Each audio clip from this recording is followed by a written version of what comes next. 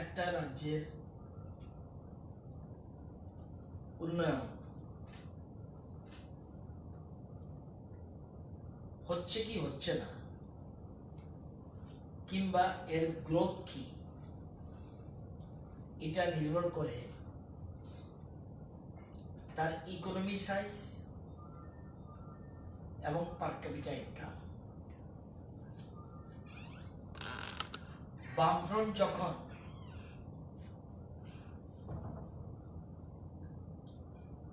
এ রাজ্য থেকে বিদায় নেয়, তার শেষ বছরে এ রাজ্যের জিএসডিপি ছিল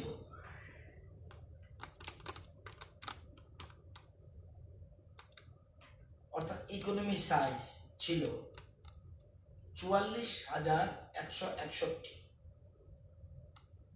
44,161 কোটি টাকা। 44,161 কোটি টাকা ছিল তার ইকোনমি সাইজ। আজকে এই ইকোনমি সাইজ দাঁড়িয়েছে ত্রিপুরাতে 63,466 কোটি টাকা। 2 বছরের মধ্যে, 2 বছর এখনো কমপ্লিট হয়নি, 2 বছরের মধ্যেই রাজ্যের জিএসডিপি কোন জায়গায় আছে এটা আপনারা জানেন। জিএসডিপি কিভাবে ঠিক হয়, এটা রাজনীতিবিদরা ঠিক করে না, কোন প্রশাসনের কর্তা ব্যক্তিরা ঠিক করে না, যারা অর্থনীতিবিদ বা নীতি আয়োগ বা বিভিন্ন সংস্থা যারা কতগুলি প্যারামিটার থাকে তারা ঠিক করে একটা রাজ্যের গ্রোথ রেট, একটা রাজ্যের জিএসডিপি কি, পার capital income.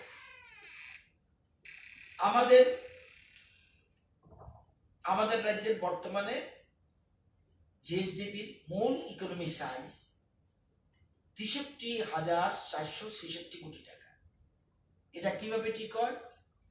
Primary sector, secondary sector এবং টারশারি সেক্টর, এই বিভিন্ন সেক্টর এই সেক্টরে তার কি contribution, total contribution. Primary sector অর্থাৎ কৃষি বা কৃষিজাত মৎস্য, অ্যানিমাল রিসোর্সেস, এদের জিএসডিপির ক্ষেত্রে তার কন্ট্রিবিউশন কি। সেরকম শিল্পের ক্ষেত্র, যেটা আমি বলছি সেকেন্ডারি সেক্টর, তার কি কন্ট্রিবিউশন, এবং টারশারি মানে সার্ভিস সেক্টর, এটা তার কন্ট্রিবিউশন কি, এটার উপর ডিপেন্ড করে একটা রাজ্যের জিএসডিপি। এবং গ্রোথ যদি দেখি, বামেদের আমলে যত বছর তারা ক্ষমতা ছিল বা অন্য এর আগে রাজ্যের যে কোনো সরকার ছিল, ইয়ারলি গ্রোথ কখনো 10.30% উপরে উঠতে পারেনি, 10.30% উপরে উঠতে পারেনি। আর প্রথম বছর এসেই বিজেপি এমপি সরকার বা ইয়ার growth per year 14.45, it's a record. এটা আজকে এই জায়গাটায় আমি বলার কারণ আছে যে, এবং আমাদের টার্গেট কি? আমাদের টার্গেট এই 5 বছরের জন্য মানুষ আমাদের ভোট দিয়েছে, শেষ অর্থ বছর 22-23 আমাদের টার্গেট, আমাদের ইকোনমি সাইজ হতে হবে বা জিএসডিপি হবে আমাদের প্রজেকশন 1 লক্ষ কোটি, অর্থাৎ 1 লক্ষ কোটি রাউন্ড ফিগার বললাম, 95,463 কোটি, 33 লক্ষ আমাদের প্রজেকশন। অর্থাৎ 22-23 অর্থ বছরে আমাদের এই যে জিএসডিপি টোটাল ইকোনমি সাইজ হবে 95,463 কোটি 33 লক্ষ টাকা। এটা হলো জিএসডিপির কথা বললাম, primary sector, secondary sector, tertiary sector. আরেকটা নির্ভর করে পার ক্যাপিটা ইনকাম। বামেদের আমলে 17-18 অর্থ বছরে যে বছর তারা গেল, তাদের পার ক্যাপিটা ইনকাম ছিল এই রাজ্যে 1,05,000, 1,05,000 টাকা পার ক্যাপিটা ইনকাম। আমরা বর্তমানে এই রাজ্যে পার ক্যাপিটা ইনকাম 1,54,008 টাকা, 1,54,008 টাকা। আমাদের প্রজেকশন যে 22-23 অর্থ বছরে আমাদের পার ক্যাপিটা ইনকাম করতে হবে, আমাদের রাজ্যের মেইন টার্গেট পার ক্যাপিটা, অর্থাৎ আমরা যে স্লোগান, দুইটা স্লোগান দিই, একটা এক ত্রিপুরা শ্রেষ্ঠ ত্রিপুরা এবং বলি সবকা সাথ সবকা বিকাশ। এই যে কথাটা বলি, এটা সেই জন্য আমাদের মূল টার্গেট পার ক্যাপিটা ইনকাম 22-23 অর্থ বছরে, যে বছর আমাদের ভোট দিয়েছে মানুষ, শেষ বছরটা আমাদের টার্গেট 2,26,211 টাকা হবে পার ক্যাপিটা ইনকাম এ রাজ্যের মানুষের। অর্থাৎ আজকের দিনে মানুষের মাথা পিছু প্রতি বছর যেটা হিসাব এটা, আর আমি যদি দিনে বলি, আজকের তারিখে আছে পার ডে 422 টাকা, পার ডে, পার ডে, পার ইনকাম, পার ডে, পার ম্যান 422 টাকা। এবং আমরা জানেন যে আমরা যদি দেখি ভারতবর্ষের যতগুলি রাজ্য রয়েছে, 33টা রাজ্য রয়েছে, 33টার মধ্যে বামেরা যেদিন এই রাজ্য থেকে ক্ষমতা গেল, সে সময় আমাদের রাজ্য ছিল 21 নম্বর জায়গায়। প্রথম হলো গোয়া, তারপর দিল্লি, তারপর সিকিম, তারপর চণ্ডীগড়, এরকমভাবে হতে হতে আমাদের ছিল 21 নম্বর স্থানে। এবং সবচেয়ে খারাপ পজিশন ছিল বিহারে। এখন এই 2 বছরে আমরা ডিঙ্গিয়ে উঠে চলে এসেছি 16 নম্বর স্থানে। আমাদের নিচে চলে গেছে অন্ধ্রপ্রদেশ, পাঞ্জাব, মিজোরাম, অরুণাচল, নাগাল্যান্ড, রাজস্থান, ওয়েস্ট বেঙ্গল, ছত্তিশগড়, উড়িষ্যা, জম্মু কাশ্মীর, মধ্যপ্রদেশ, মেঘালয়, আসাম, ঝাড়খণ্ড, মণিপুর, উত্তরপ্রদেশ, বিহার। এই রাজ্যগুলি আমাদের নিচে। আমাদের সামনে কে? সিকিম, গোয়া, দিল্লি, চণ্ডীগড়, পন্ডিচেরি, হরিয়ানা, কর্ণাটক, কেরালা, উত্তরাখণ্ড, তেলেঙ্গানা, মহারাষ্ট্র, গুজরাট, তামিলনাড়ু, হিমাচল প্রদেশ, এরা আমাদের সামনে রয়েছে। নর্থ ইস্টে সিকিম আমাদের আগে রয়েছে। সব স্টেট, মিজোরামের 1,41,000, অরুণাচলের 1,27,000, নাগাল্যান্ডের 1,02,000, আর মেঘালয়ের 81,000, আসামের 74,000, মণিপুরের 65,000, সিকিম আমাদের থেকে অনেক বেশি, 3,17,000 তার পার ক্যাপিটা ইনকাম।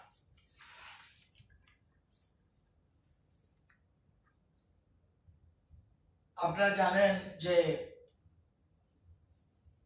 যেদিন বামেরা এই রাজ্য থেকে চলে যায়, আমাদের উপরে বিরাট বোঝা দিয়ে যায়, লাইবিলিটিস। 31/3/18 আমাদের উপরে কি লাইবিলিটি ছিল? 12,902,73,00,000 টাকা, 12,902,73,00,000 টাকা আমাদের লাইবিলিটিস রেখে যায়। এবং এই ঋণ যেটা 12,902,73,00,000, এটা আমরা এখন প্রত্যেক বছর আমরা এটা সুদ এবং ঋণ দিতে হচ্ছে। আপনারা জানেন যে প্রতিদিন ঋণ দিতে গিয়ে আমাদের 2,43,00,000 টাকা যায় ঋণ, শুধু ঋণ দিতে, এবং সুদ দিতে যায় 3,13,00,000। ঋণ দিতে যায় 2,43,00,000 পার ডে, এবং সুদ দিতে যায় 3,13,00,000, অর্থাৎ 5,56,00,000 টাকা সুদ এবং ঋণ দিতে প্রতিদিন যায়। অর্থাৎ বছরে 2,028,91,00,000 টাকা আমাদের যাচ্ছে ঋণ আর সুদ দিতে। This is the situation. কোন বামপন্থী নেতা বলেন যে আপনারা জানেন যে আমরা, এটা খুব পজিটিভ সাইড এই সরকারের, আপনারা যে 17-18, এটা লুকোনোর কিছু নেই, বাজেট একটা গ্ল্যান্স দেখলে পাবেন। বা আমাদের দুটো জায়গা থেকে আমরা রাজস্ব পাই। এক, স্টেটস ট্যাক্স রেভিনিউ, আর একটা states non tax revenue. Goods and service tax এখন সেন্ট্রাল গভর্নমেন্টে উঠায়, sales tax, excise tax, stamp registration, এগুলির থেকে আমরা ট্যাক্স রেভিনিউ আদায় করি। বা আমাদের আমলে 17-18 অর্থ বছরে তাদের। আর নন ট্যাক্সের মধ্যে কি আপনারা জানেন, ফরেস্ট থেকে আমরা রয়্যালটি পাই, পুলিশ থেকে ডেভেলপমেন্ট, এই যে আমরা ব্যাংকে, বিএসএনএল, ওএনজিসি, নিপকো এদেরকে দেই, এই জন্য তারা আমাদের ডেভেলপমেন্ট চার্জ দেয়। ইন্ডাস্ট্রির ক্ষেত্রে আমরা রয়্যালটি পাই, প্রিন্টিং স্টেশনের ক্ষেত্রে আমরা বিভিন্ন রকম বাইন্ডিং এবং প্রিন্টিং চার্জ পাই, এবং যেটা education, sports, arts and culture, এর থেকে আমরা আমাদের শিক্ষা দপ্তরে বিভিন্ন রকম বিল্ডিং থাকে যেগুলো আমরা ভাড়া পাই। মেডিকেল, পাবলিক ওয়ার্কস, আমরা জানেন যে টেন্ডারের জন্য আমাদের যে ফি পাই, এগুলো আমাদের রোজগার হয়। ডিভিডেন্ড, বিশেষ করে টিএফডিবিসি এবং টিআইডিসি এখান থেকে ডিভিডেন্ড পায়, যে আয় হয় তার একটা পার্সেন্টেজ গভর্নমেন্ট পায়। এবং অ্যানিম্যাল হাজবেন্ডারি, এটা যেমন আমাদের বিভিন্ন ফার্ম আছে সরকারের, এই ফার্ম থেকে আমাদের কিছু রোজগার হয়।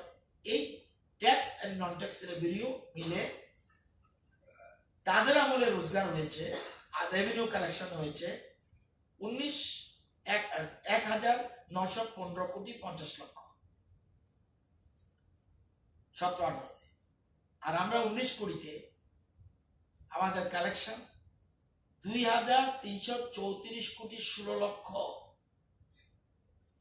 2,334 কোটি 16 লক্ষ, এবং অর্থাৎ 21.82% বৃদ্ধি রেভিনিউ। আপনারা জানেন এটা ট্যাক্স বাড়িয়ে নয়, এটা হলো যে আর্থিক শৃঙ্খলা করে কিভাবে করতে হয় সেটার জন্য। আপনারা জানেন স্ট্যাম্পিং করেছি আমরা ই গ্লাস করেছি, যেমন গভর্নমেন্ট রিসিপ্ট অ্যাকাউন্টিং সিস্টেম আছে, এরকম কমপ্লায়েন্স ইন মাচ বেটার। এবং এই যে বিভিন্ন রকম করেছি, সিস্টেম ডিজিটাল পদ্ধতিতে করেছি, সেই জন্য আমরা অর্থ আদায় করতে পেরেছি। ট্যাক্স না বসিয়েও কিভাবে রেভিনিউ কালেকশন করা যায়, কারণ আর্থিক শৃঙ্খলা না থাকলে এটা করা যায় না। সেই জন্য 22% রেভিনিউ বৃদ্ধি হয়েছে। It is not a matter of job.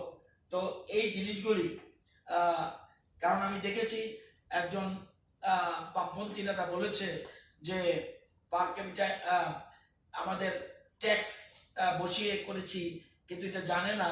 উনি জানলেও উনি না জানার ভান করছে রাজ্যের মানুষকে বিভ্রান্ত করার জন্য। অ্যাকচুয়ালি পিকচারটা হলো আমাদের কালেকশনের উপরে হলো আমাদের সিস্টেমটা করে নেওয়ায় আমরা আর্থিক শৃঙ্খলা থাকা আমরা এটা করতে পেরেছি। এটা এই জন্যই আমাদের রেভিনিউ এই জায়গায় কালেকশন হচ্ছে। তো এটা আপনাদের জানার জন্যে আজকে এখানে এই কথাগুলি আমি বললাম। একটা এটা সম্বন্ধে কিছু বলবেন?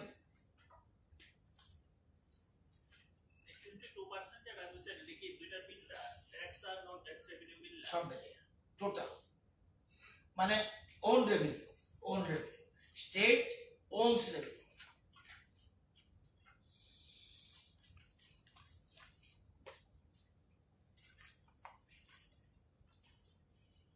ওদিন সবগুলি দিতে পারিনি, আজকে মন্ত্রিসভার আর একটা সিদ্ধান্ত দিয়ে দিই। আমরা আমাদের রাজ্যে আমরা জানেন যে 14টা ফার্ম আছে, কৃষি ফার্ম, এগ্রি ফার্ম। খোয়াই জেলায় আছে, সিপাহী জেলা আছে, গোমতী, সাউথ, ধলাই, নর্থ, উরকোটি মিলে 14টা ফার্ম আছে। 14টা ফার্মের মধ্যে 2টো ফার্ম একটু লসে চলছে, আর বাকিগুলিতে সামান্য হলো প্রফিটে আছে কৃষি ফার্ম। আর অর্চার্ড আছে, হর্টিকালচার ডিপার্টমেন্টের 47টা অর্চার্ড আছে। এই 47টা অর্চার্ডের অনেকগুলি, বেশিরভাগই লসে চলছে, কিছু কিছু জায়গায় বেশ কয়েকটা সামান্য প্রফিটে চলছে। এই যে 47টা অর্চার্ড আর 14টা ফার্ম, এটা যেন আরো এই দেখা যাচ্ছে তাদের যে আয় হয়, আয়ের পরে যে টাকাটা, আয়ের টাকাটা চলে আসে ট্রেজারির মাধ্যমে গভর্নমেন্টের কাছে, কিন্তু তাদের খরচের ক্ষেত্রে কিন্তু সে টাকাটা তারা পাচ্ছে না। তাহলে দেখা যাচ্ছে এই জন্য অনেকগুলি ফার্ম ভালো চললেও আরো ভালো চলা উচিত ছিল, এবং যেগুলি লস চলছে এগুলিও অনেক সময় তার প্রয়োজনীয় জিনিসগুলি সঠিকভাবে চলে। এটা এগুলি টেকনিক্যাল প্রবলেম থাকার কারণে।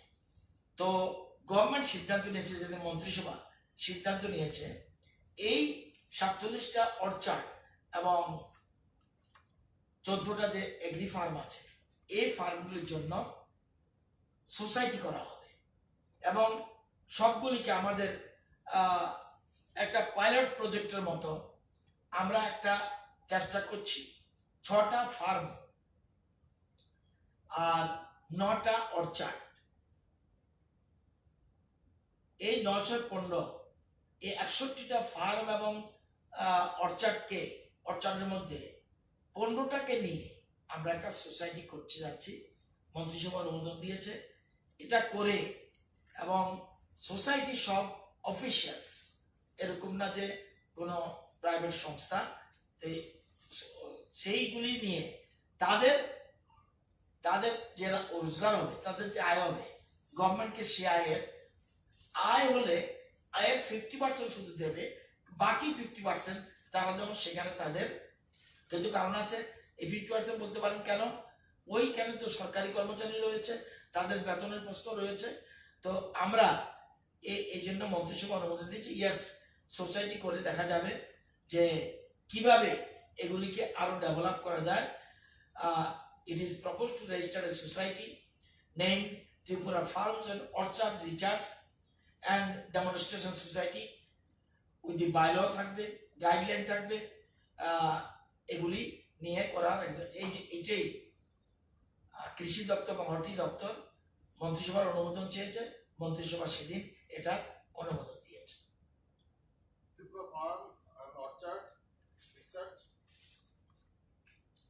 Tripura farms and orchards research and demonstration society.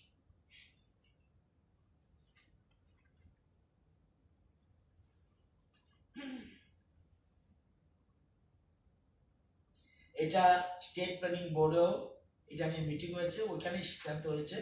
তারপরে সিস্টেম অনুযায়ী মন্ত্রিসভার অনুমোদন লাগে, সেই জন্য মন্ত্রিসভা ওই দিন গত মন্ত্রিসভায় এটা অনুমোদন দিয়েছে। তাদের বেতন আমরা, তাদের স্ট্যাটাসটা কি হবে? তারা কি সোসাইটি আন্ডারে থাকবে না গভর্নমেন্ট? যারা অফিশিয়ালস অল সব তাদের বেতন টেতন সব আমরাই সরকারি দেবে সমস্ত। এই জন্যই ওই 50% প্রফিটের এই জন্যই, কিন্তু দেখা যায় 50%-এরও ইনকামের 50% তারা সঠিকভাবে পায় না। ওই যে টেকনিক্যাল প্রবলেমের কারণে দেখা যাবে ট্রেজারি সব গভর্নমেন্ট প্রপার্ট, কিন্তু সেই পার্সেন্টেজ দেখা গেল, আমি একটা কথা বললে বুঝতে পারবেন, দেখা গেল এখানে যেমন নলচর SMF যেটা আছে, এটা তাদের গত বছর প্রফিট 3,10,000 প্রফিট, কিন্তু সে যখন ডেভেলপমেন্ট করতে যাবে সঠিক টাইমে কিন্তু 2,10,000 পায় না। সেই জন্য যার যেটা, এবং একটা প্রতিযোগিতা থাকবে, অনেক জায়গায় আছে এরকম। সুতরাং সঠিক যাতে, এবং এগুলি কিন্তু কোথাও, যেমন আমরা যদি দেখি কেন সোসাইটি দিলাম, বামাটিয়া একটা দেখবেন, যারা গিয়েছেন যদি, ফলের বাগান, ফল ফুল দিতে, এটা আমার মনে হয় নর্থ ইস্টের মধ্যে ওয়ান অফ দি বেস্ট, এবং যেখানে গভর্নর হাউস বলুন, চিফ মিনিস্টার রেসিডেন্ট বলুন, অন্যান্য জায়গা চাই, এবং ইভেন নেপকো নেপকো না পালাটানা, এখানে বিভিন্ন জায়গায় তারা সব সাপ্লাই দিচ্ছে। দারুণ ফলের বাগান, যেটা দেখে আসলে বুঝতে পারবেন এটা নর্থ ইস্টেও, এবং সেন্ট্রাল গভর্নমেন্টের যিনি মিনিস্টার উনিও এসে দেখে গেছেন নর্থ ইস্টে কোথাও এত ধরনের এই ধরনের অর্চার্ড, এটা অর্চার্ড না, সাথে সাথে আপনার নার্সারি ইও আছে, ফুলেরও আছে, খুব সুন্দর। তো আমরা চিন্তা করে দেখেছি এগুলিকে আমরা সোসাইটির মাধ্যমে গেলে এটাকে আরো বেশি প্রতিযোগিতার মাধ্যমে ডেভেলপ করতে হবে।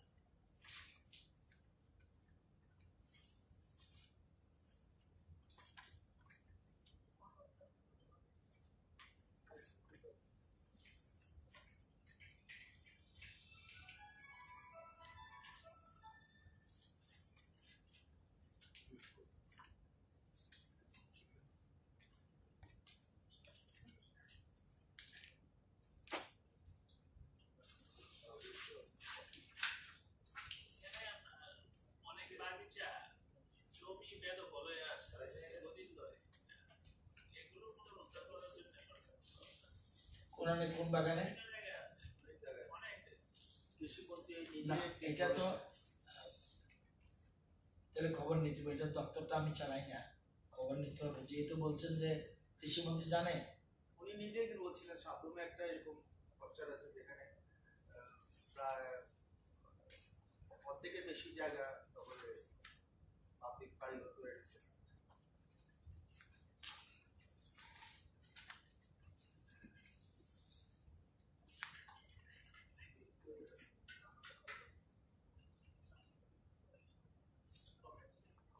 সাতচল্লিশ তো মাত্র একটা আছে, কলাডে বা এমন একটু লসে চলছে। অর্চার্ড এটা ইয়ে না, ফার্ম না।